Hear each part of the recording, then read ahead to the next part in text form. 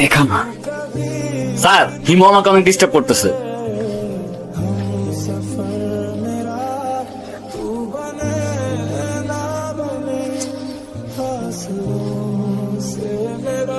বাহ, কি অপূর্ব! একে তো আরেকজনকে লিখতে দিচ্ছেন না, তার উপর আপনি ধপ ধপে একটা সাদা খাতা নিয়ে বসে আছেন। আপনি পরীক্ষা দিতে আসছেন কেন? আসলে স্যার আমার মনটা সাদা তো, তাই আমার সবকিছুই সাদা। চুপ বেয়াদব! এক্ষুনি আমার ক্লাসরুম থেকে বেরো যাও। বেরো যাও! Get out! Get out! কিরে সমস্যা কি? ডাকি শুনুস না, ভাব বাড়ছে। আজকে এক্সামের মধ্যে দেখাইতে বললাম, কি করলি তুই? আমরা এক ক্লাসে পড়ি, ডাক দিস একটু দেখাবি না? কি করলি? উল্টা স্যারে বলে দিলি। কেন এটা কেন করলি? হ্যাঁ, ও তোমাকে কেন দেখাবে? ও তোমাকে কেন দেখাবে? তোমার নিজের কি ব্রেন নাই? তোমার কি জ্ঞান বুদ্ধি কিচ্ছু নাই? তুমি বাসা থেকে পড়াশোনা করে আসতে পারো না? তুমি চুপ থাকো, আমি তোমার সাথে কথা বলতেছি। কেন? ও কেন চুপ থাকবে? আর ও তো ঠিকই বলছে, তুই বাসা থেকে লেখাপড়া করে আসতে পারছ না? তুই কিন্তু মুখে মুখে কথা বলতেছিস। হ্যাঁ করতেছি তো, কি হয়েছে? কি করবি তুই? কি করবো না?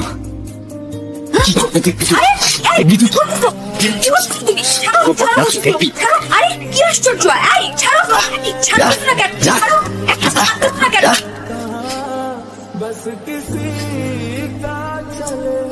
বেয়াদব ছেলে, রাস্তাঘাটে গুন্ডামি শুরু করছো? বস্তির ছেলে কোথাকার!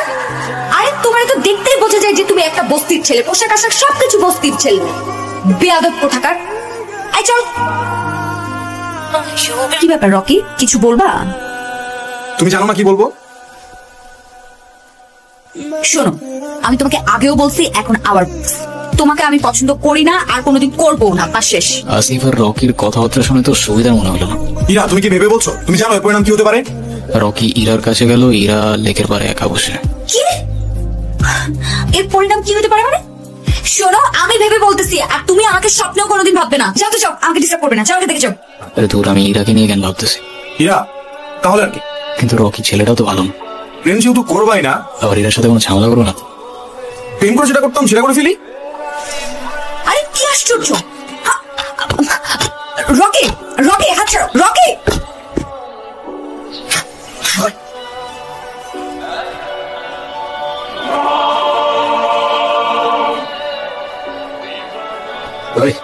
তোর সাহস কত বড়! কিসে? হ্যাঁ কিসে? আমি নিজে যতই খারাপ হই না কেন, আমার তো মা নাই, তোর তো আছে। হ্যাঁ, একটা মেয়ের সম্মান কই থাকে তুই জানোস না? এরপর থেকে যদি এরকম করার কথা কখনো ভাবোস, ভিজিটারে বইলা তোরা কেমনি ক্যাম্পাস থেকে বের করতে আমার খুব ভালো করে জানাস। হিমু, ধন্যবাদ তোমাকে। ধন্যবাদ দেওয়া লাগবে না, তোমার জন্য আসিনি আমি। আমার তো ছোটবেলায় মা মারা গেছে, কিন্তু আমি ছোটবেলা থেকেই দেখছি আমার বাবার আমার মায়ের জন্য কতটা সম্মান আছে। আমি নিজেও যতই খারাপ হই না কেন, আমার বাবা আমারে শিখাইছে মেয়েদের কেমনে সম্মান করতে হয়।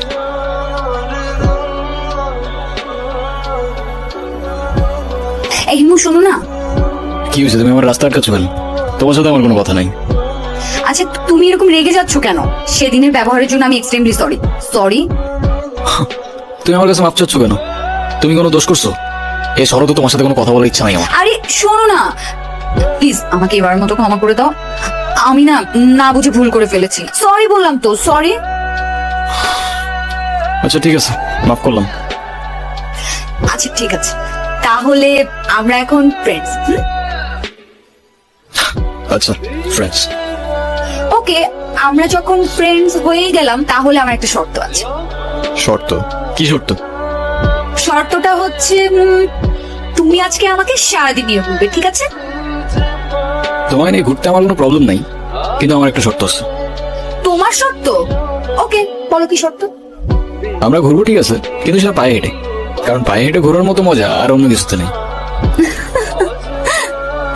আচ্ছা আচ্ছা ঠিক আছে, তাই হবে। তুমি দাঁড়াও।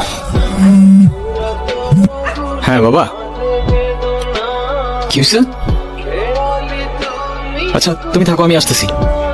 এ মামা রাখেন তো একটু, রাখেন রাখেন।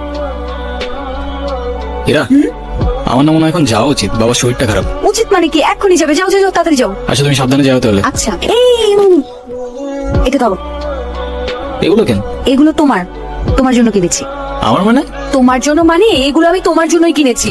নিজে থেকে তো কখনো কিছু কিনবে না, থাকবে পাগলের মতো অবসর। এখন থেকে তোমাকে গুছিয়ে দেওয়ার দায়িত্বটা আমিই নিলাম। হ্যালো হিমো, গুড মর্নিং। কি ব্যাপার, এত সকাল সকাল কল দিছো কেন? কি এটা এত সকাল? সকালে কোনোদিন ঘুম থেকে উঠেছেন আপনি? উঠলে বুঝতেন এটা এত সকাল না, সকাল 9টা বাজে। 10টার দিকে আমাদের ক্লাস শুরু হয়ে যায়। আরে আমি কখনো টাইম মতো ক্লাসে গেছি নাকি? সেটাই, সময় মতো ক্লাসে যাননি, কিন্তু এখন থেকে প্রত্যেকটা দিনই সময় মতো ক্লাসে যাবেন, আমি বলেছি তাই। সরি, পারবো না। পারবে না তাই তো? আচ্ছা ঠিক আছে, তোমার পারা লাগবে না। আজকের পর থেকে তুমি আমার সাথে আর কোনো কথা বলবে না, আমিও তোমার সাথে কথা বলবো না। রাখছি, বাই। এই দাঁড়াও দাঁড়াও, আরে রাগ করো কেন? আচ্ছা বাবা ঠিক আছে, আসতেছি আমি। শোনো, এমনি এমনি আসলে কিন্তু হবে না। কালকে তোমাকে আমি যা যা কিনে দিয়েছি ওগুলো পরে পরিপাটি হয়ে তারপরে আসবে, ঠিক আছে? আচ্ছা ঠিক আছে। কি নিয়ে হাসাহাসি করতেছিস তোরা?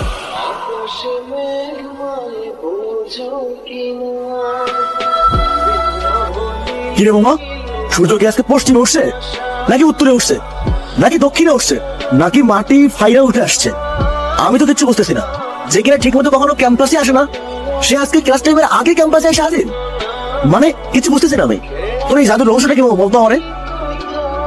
আছে এক জাদুকর, যে তার রহস্যময় জাদু দিয়ে চেঞ্জ করে বলছে আমাকে। মানে সেই জাদুকরটা কে আমাদেরকে বল, আমরাও একটু শুনি। আরে কিছু জিনিস থাক না গোপন। Some things are meant to be kept secret. জানিস হিমু, তোকে যদি আগে দেখতাম তাহলে এই কর্তব্য প্রেমেই পড়তাম না। হ্যালো হিমু, আমি এতদিন তোমাকে কতগুলো কল দিছি, কল ধরো নাই কেন? কি হয়েছে তোমার? আরে তোমাকে আমি সব বলবো। তোমাকে একটা গুড নিউজ দেওয়ার আছে। আগামীকাল সন্ধ্যায় দেখা করতে পারবে? হ্যাঁ পারবো। আমারও তোমাকে অনেকগুলো কথা বলার আছে, কিন্তু কোথায় দেখা করতে আসবো? কোথায় দেখা করতে হবে টেক্সট করে জানিয়ে দেবো। আজ রাখি তাহলে, আগামীকাল দেখা হচ্ছে। তুমি আমাকে পাগলের মতো কেন খুঁজছিলে? আছে কিছু কারণ। আরে কি কারণ বলবা তো বাবা, কাছে এত লুকোচুরি করে কি আছে? আমারটা বাদ দাও, তুমি না বললা কি একটা গুড নিউজ আছে, ওটা বলো।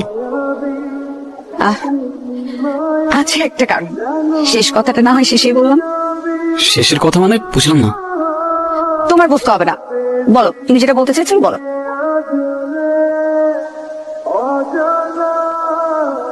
আমি তোমাকে ভালোবাসি রা। ভালোবাসি মানে? হ্যাঁ এরা, আমি তোমাকে ভালোবাসি। সেই চন্দ্র ছাড়া হিমু আজকের হিমুতে পরিবর্তন হয়েছে শুধুমাত্র তোমাকে ভালোবাসি বলে। হিমুর জীবনে ইরা না আসলে এই জীবন কখনো পসিবলই হইতো না। এতদিন আমি কিছু বলতে পারিনি ভয়ে যে আমাদের ফ্রেন্ডশিপটা নষ্ট না হয়ে যায়, কিন্তু আমি আর পারতেছি না। এরা আমাকে ভুল বুঝো না তুমি। আমি শুধু আমাকে পরিবর্তন না, তোমার জন্য যে কোনো কিছু করতে পারি। I love you Ira. দেখো হিমু, আমি তোমাকে আমার ফ্রেন্ড ছাড়া কখনোই কিছু ভাবিনি। আরে আমরা একসাথে ঘুরতাম, আড্ডা দিতাম, আমরা অনেক বেশি পেয়েছিলাম। দেখো এটা না যে আমি তোমাকে ভালোবাসতাম, রাইট? আর তাছাড়া হিমু আমার বিয়ে ঠিক হয়ে গেছে, আর এই কথাটাই আমি তোমাকে বলতে এসেছি। ও আরেকটা কথা, আজকের পর থেকে আর কোনো দিন তুমি আমার লাইফে ব্যাঘাত ঘটাবে না। আমাদের আর কোনোদিন দেখা হবে না, এটাই আমাদের শেষ দেখা। ভালো থেকো।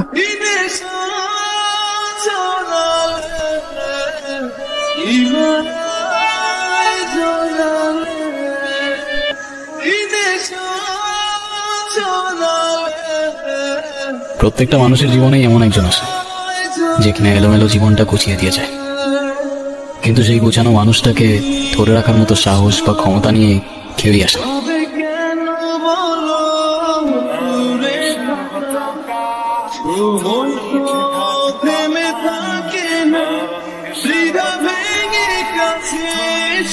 এই প্রজাপতি তোমার শহর ছাড়া